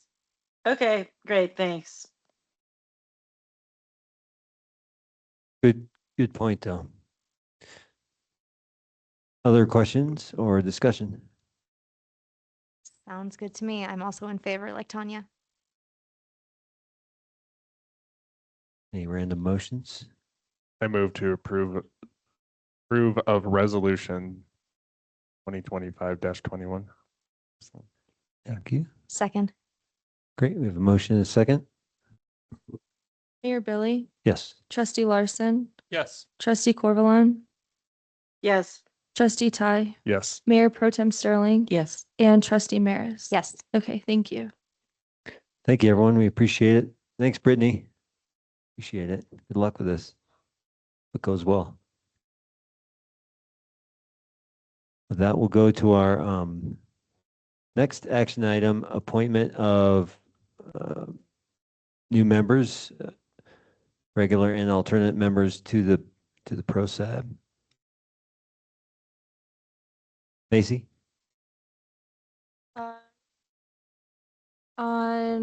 In July 2025, Carolyn Gazan was appointed to a regular member position, creating one vacancy in the alternate position. Town opened for applications to fill the advisory board vacancies from August 4th to 25th. And during that timeframe, Lindsay Ute submitted her resignation, creating a vacancy for a regular member position as well. Applications were received from 3 applicants. At the regular ProStab meeting on September 18th, the board voted to recommend that Nick Legion is appointed to the regular member position and Adam Stroop is appointed to the alternate member position. Kirsten Springer did not return requests to attend the meeting. The questions before you tonight are, did the board want to appoint Nick Legion to the ProStab as a regular member with a term expiring June 2027? And do you want to appoint Adam Stroop to the ProStab as an alternate member with a term expiring June 2026? Thanks, Macy.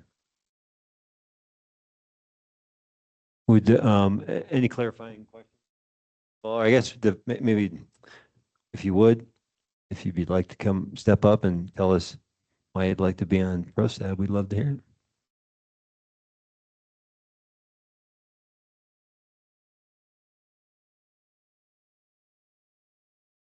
it. Oh, no, it's on. Sorry. I'm Nick Legan, and now you can hear me. Yeah, I applied because I'm pretty passionate. The reason we moved up here was for recreation purposes. My wife and I both work remotely. I'm a cycling industry veteran, so I've been in that world for a long time, and kind of getting on top of myself professionally. So I had some bandwidth and thought, giving back to the community and really connecting with more people and more projects was something really worthwhile. So applied and had actually some fun attending some of those ProStab meetings through the interview process. And well, here I am. So Thanks, Nick. Questions for Nick?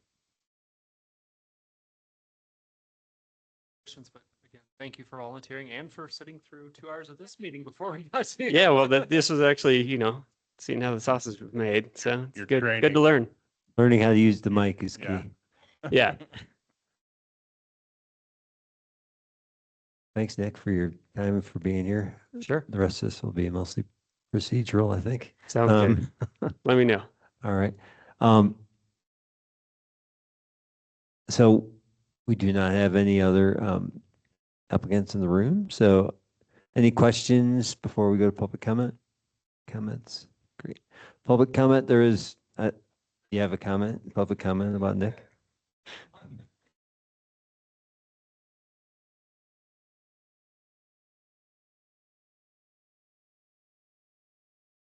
Thank you. No, I appreciate that.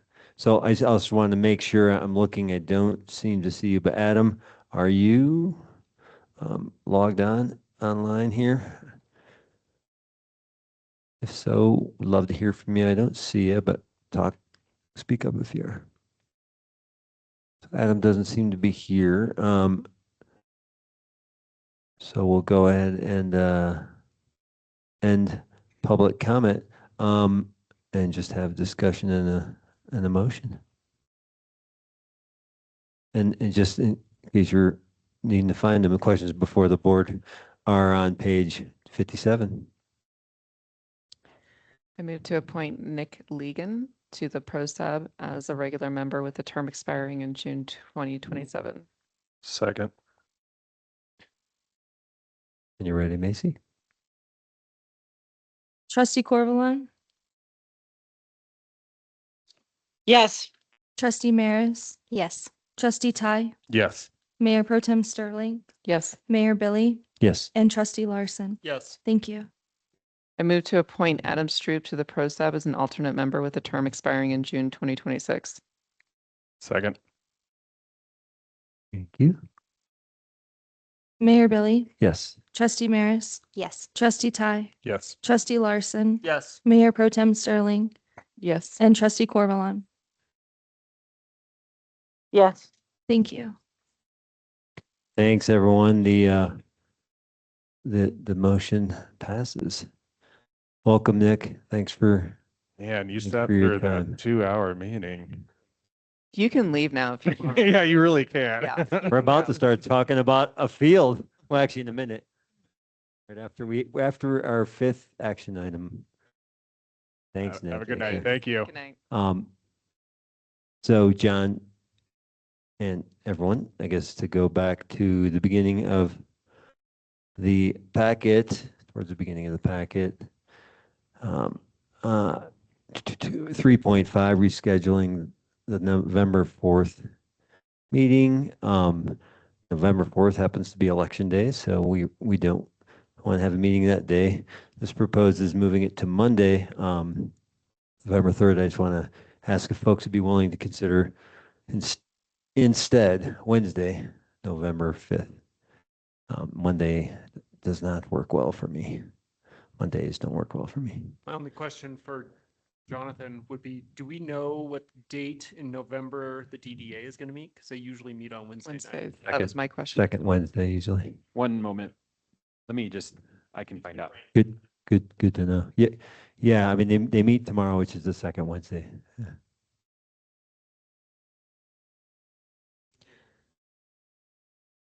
I don't think there's a plan for it. The one question would be if, yeah.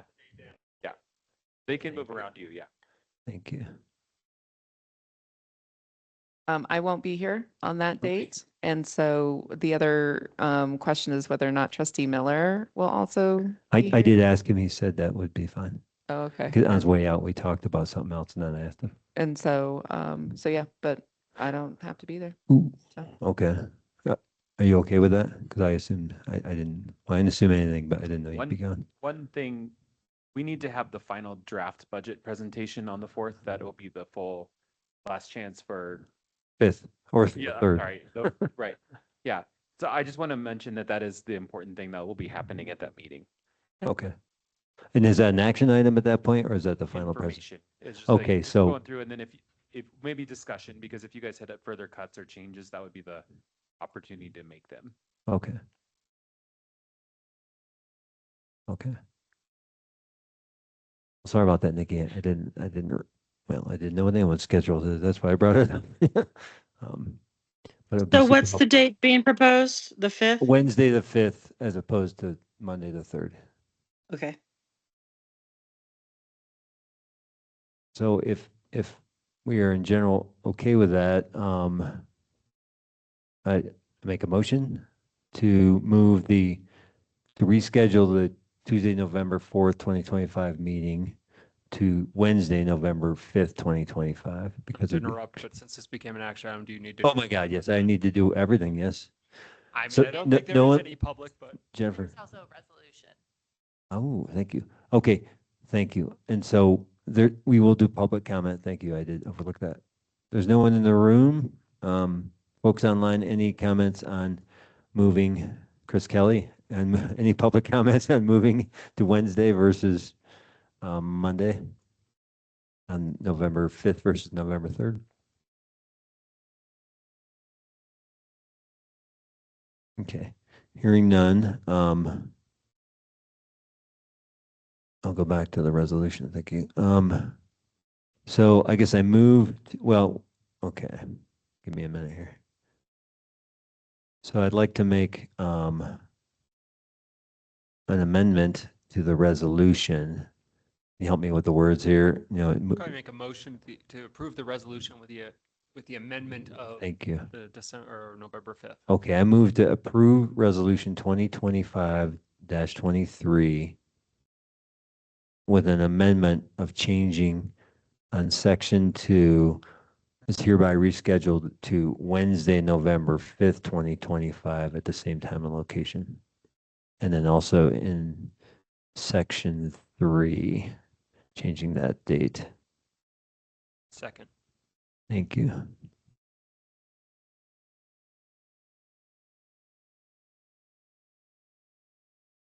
Mayor Billy, Yes. trustee Corvalon, Yes. trustee Ty, Yes. Mayor Pro Tem Sterling, Yes. trustee Maris, Yes. and trustee Larson. Thanks, everyone. I really appreciate that. Nicole, sorry about that. I wish it was fit for all of us. Okay. So with that, we are going to our first and only discussion item of the evening on the Garcia Field update. John? Well, Mayor and trustees, earlier this spring, we talked about Garcia Field and some concerns about how it was progressing in terms of growing new grass out there. And so during that meeting, we had decided that we would try to get through the season and see how it did. What I wanted to do is bring back analysis of kind of what we had done this summer and where we are right now, and then to get your feedback on the project. So just kind of to walk through my staff report, this year we did continue to work on establishing that turf. That grass seed is actually specific to Nederland, Colorado. It's called the Nederland High Altitude Grass Mix or something to that effect. And it is designed for mountain conditions. If you remember from that meeting, we talked about that that grass is designed to work without irrigation. So it basically needs to establish, and then it relies on natural moisture in the spring, and supplemental dry or watering when it's needed. In 2025, that's kind of the plan we followed. We did have a very wet spring, which was great. And then staff did use we have a way to water it there if it was dry. And so we did do that a couple of times. We also used the new compost that we get from A1 Organics and used additional seed to make sure that we're continuing to grow grass in that field. I have gone for a couple walks through there over the last couple of weeks. I think that it is true that the furrows on the field are noticeably less pronounced right now.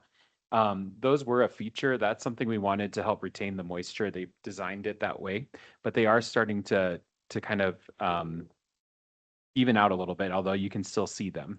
And then in terms of the general site, we did do some tree maintenance this summer. We were working on drainage and then also working on those trails over there. Also kind of adjacent to this, the music garden or the music playground, if you know where that is, kind of on the opposite side of the wastewater treatment facility, the bongo drum in that play area was replaced. And then we just continue working that we always do on noxious weeds and other kind of general upkeep. I do think the conditions in 2025 show significant improvement over last year. I did take some pictures, which I can share with you right now, although you're looking at green and it's hard to really see. So I would encourage you to go for a walk. But today when I was out there, there was a couple of folks out there with their dog enjoying some coffee on the picnic tables. And when you walk the field, there's a couple things to notice. The grass is not fully grown in yet, but it is growing and established, and you can see that that's happening. I think with another season like we had this year, we should see very, very much better progression and, thickening it out. So it's the same mix that's in Chipeta. So we're getting to that point where it's being established. I think it's really just a matter of managing it every year and building up that soil bed for the grass and the root bed as well. So the root, whatever you'd call it. The organic compost helps a lot to do that because right there's just a lot of rock. And so this helps kind of even it out. And so what I'd like to do is just see what you guys think. Make sure there's, just, I guess, see what you guys like to track there. We will have a work plan for Gercio next year. It'll probably be similar to this one, getting the compost down, making sure we're seeding it, getting it water when it needs it, but also making sure we're training it for the environment that we're in, which is making sure we're not overwatering it essentially. That's about all I've got for you. I just want to make sure that I get direction from you on how you'd like to proceed in the future. Thanks, John. Clarifying questions?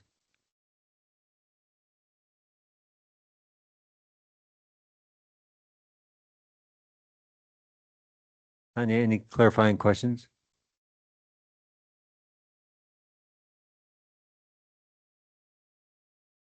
Just the furrows. When's it going to be available for like team sports, that kind of thing?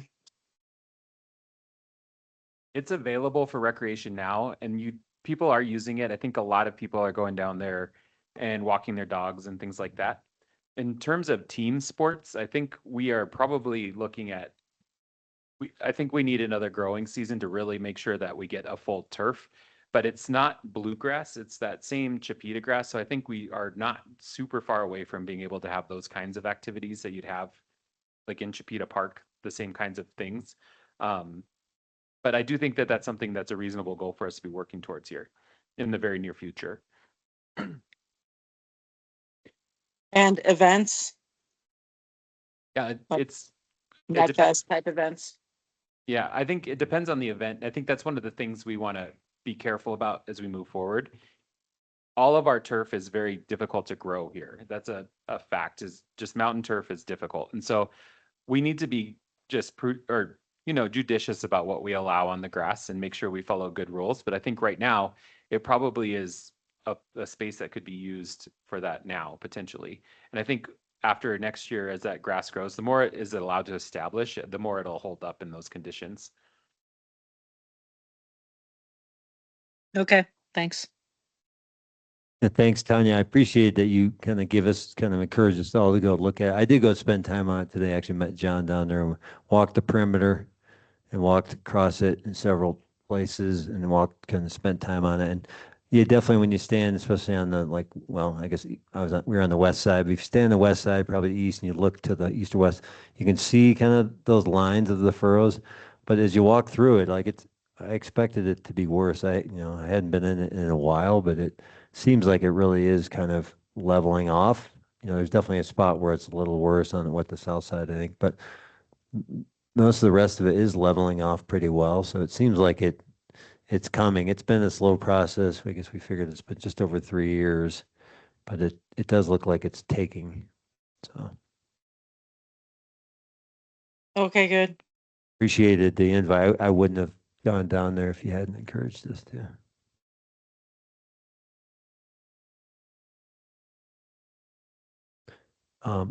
So this discussion item, I can go to public comment quick. There's no one in the room. Anyone online have any comments, public comments on Gorse Hill Field update?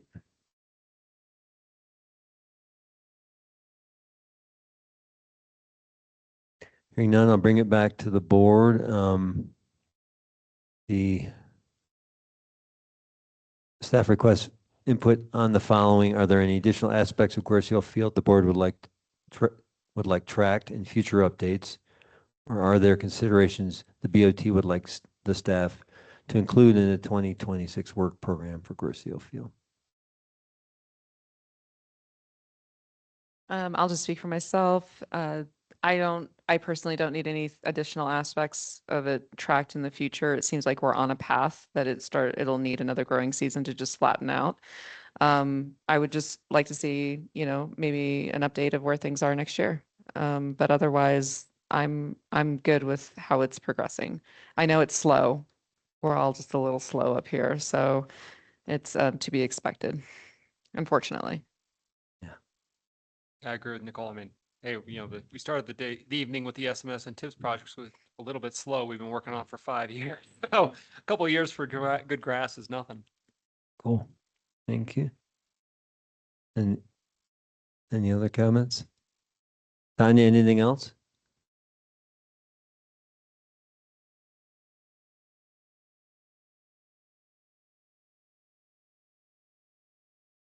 If not, do you have what you need, John?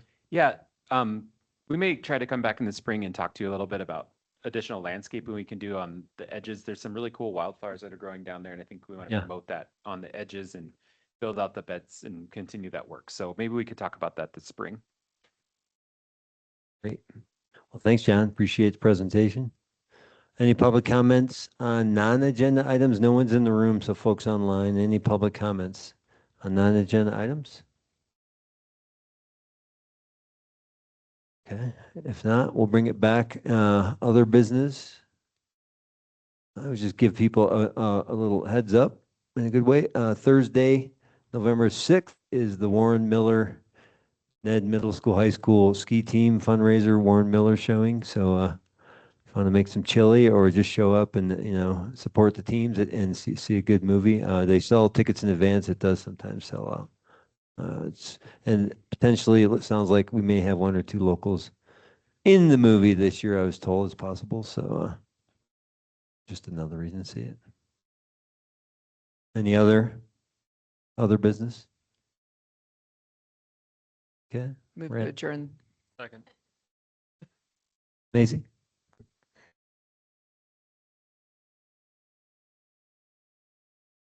Mayor Billy, Yes. Trustee Corvalon, Yes. Trustee Thanks, Ty, Yes. Mayor Pro Tem Sterling, Yes. Trustee Maris, Yes. and Trustee Larson. Yes. Thank you. Thanks, everyone. Appreciate your time. This meeting's adjourned at 9:11 p.m. Y'all have a great night.